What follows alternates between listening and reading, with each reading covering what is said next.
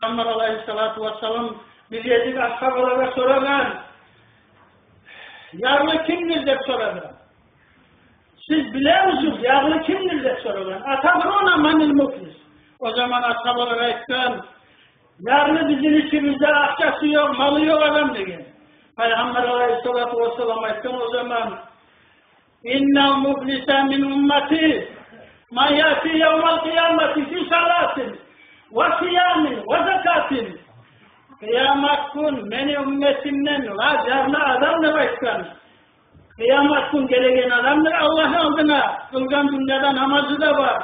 Dünyada tuttuğun orucu da var. Dünyada verdiğin zekatı da var. Ve amma birevini sokken, birevini yalayaktan, birevini malına sagan, birevini kanın sokken, birevini vurgan. Ulayacakları da var. Şu zaman şu adamlara etkez zatına bunu sevaplarından alıp verip duracak.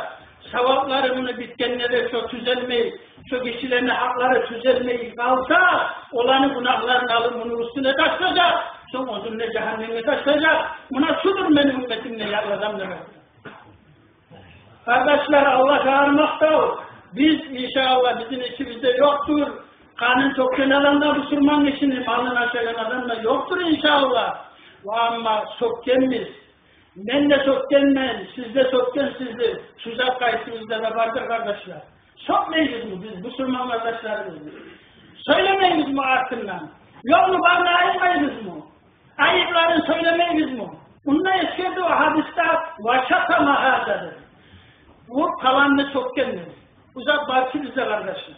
Şöyle söylegen adam dünyada. Ahirette ben şovak sevaplarımı vereceğim ben.